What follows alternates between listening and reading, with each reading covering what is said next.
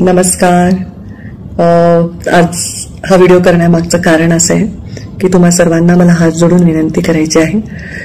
माझा वाढदिवस आहे 26 जुलैला आणि गेले 10 दिवस झाले लोक मला विचारतात वाढदिवसाला ताई तुम्ही कुठे असणार, ताई आम्हाला तुम्हाला भेटायचंय.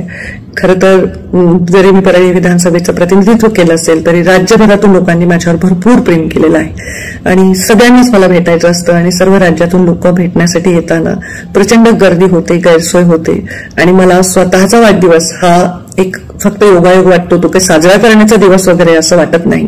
राजकारणात काम करत असताना स्वतःचाच उदय करून घ्या हे मला थोडं प्रशस्त वाटत नाही. शिवशक्ती परिक्रमेमध्ये तुम्ही जेसीबी लावून माझ्यावरती फुलं टाकून जे काय तुम्हाला हौस भागवायची ती भागवली आहे, पण आता कृपा करून तुम्ही जिथे आहात तिथून मला आशीर्वाद द्या. जे मोठे असतील, जे माझ्या वयाचे असतील ते शुभेच्छा द्या आणि जे माझ्यापेक्षा लहान असतील ते जिथे आहेत तिथे आपापल्या पद्धतीने ताईंच्या हितासाठी आणि ताईंच्या हातून लोकहितासाठी प्रार्थना करा. एवढंच सांगेन. मी कुठे आहे, काय आहे, कोणाला भेटणार आहे याला कोणी अपवाद नाही. नुकत्याच काही भावांनी आत्महत्या केलेल्या आहेत, त्यामुळे खूप मोठा शोषा करावा, साजरा करावा वाढदिवस वगैरे असं मला आधीही आवडत नाही आणि आता तर अजूनही मला वाटत नाही.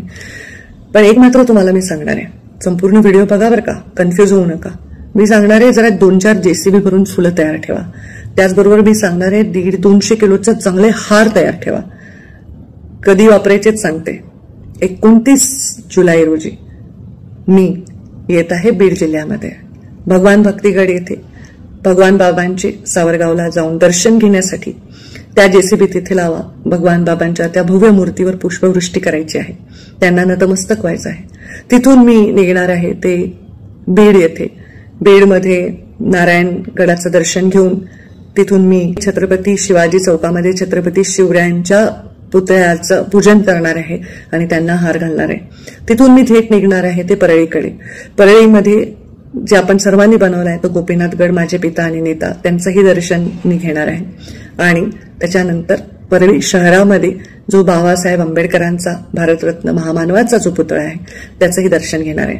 शाहू फुले आंबेडकरांचा हा महाराष्ट्र, क्रांती सूर्य ज्योतिबा फुले, क्रांतीज्योती सावित्रीबाई फुले, पुण्यश्लोक अहिल्यादेवी होळकर, अण्णाभाऊ साठे, कितीतरी नाव आपल्याला घेता येतील ज्यांना वंदन करण्याची खरंच आपल्याला रोज आवश्यकता आहे आणि त्यांच्याकडून शिकण्याची आपली गरज आहे.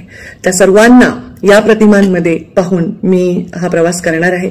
या सगळ्या प्रवासामध्ये रस्त्यामध्ये कोणी गावाच्या बाहेर येऊन हार, फुलं, तुरे घेऊन उभा राहू नये, कारण मी स्वतः एकही हार किंवा एकही बुके स्वीकारणार नाही. जे करायचं आहे ते वंदन आपल्याला भगवान बाबांचं, छत्रपती शिवरायांचं, महामानव बाबासाहेब आंबेडकरांचं करायचं आहे. त्यामुळे आपल्या सर्वांना एवढीच विनंती करते, आपण मान माझा राखा. माझ्या त्या बांधवांच्या आत्महत्येमुळे खूप मोठा सत्कार सोहळा बीड जिल्ह्यामध्ये करावा असं मला वाटत नाही. आजची जी परिस्थिती आहे ती सकारात्मकपणे बदलली तर भविष्यामध्ये कौतुक तुमचं नक्की मी करेन. पण आज एक राजकारणात, समाजकारणात पाऊल ठेवलेली व्यक्ती म्हणून स्वतःच काहीतरी साजरं करणं हे मला फारसं पटत नाही. ते मुंडे साहेबांचे संस्कार नाहीत. कृपया आपण माझा या गोष्टीला मान द्याल. याचा अर्थ असा नाहीये की तुम्ही लोक आजपासूनच व्हिडिओ कॉल करायला सुरू करा. जिथे आहात तिथून शुभेच्छेचा एक मेसेज पाठवा. मी प्रत्येक मेसेजला रिप्लाय करेन. पण कोणीतरी व्हिडिओ कॉल करतं, कोणी रात्री 12 वाजताच व्हिडिओ कॉल करतं, तर माझा एक प्रॉब्लेम आहे की मी एकाचा घेतला आणि दुसऱ्याचा नाही घेतला तर तो भेदभाव होतो आणि त्याच्यामुळे मी सगळ्यांच्या शुभेच्छा मेसेजच्या स्वरूपात स्वीकारेन आणि ज्यांना मला भेटायचंय त्यांना मी 29 जुलैचा दौरा दिलेला आहे, तो छापून सुद्धा मी आपल्यापर्यंत पोहोचवेन. त्या दिवशी आपण नक्कीच तिथे हजर राहा. परंतु कोणताही बुके, हार, फुलं न घेता तुम्ही नुसता नमस्कार केलात, माझ्याकडे पाहून एक हास्य जरी केलं तरी ते आशीर्वाद आणि सत्कार मी समजेन.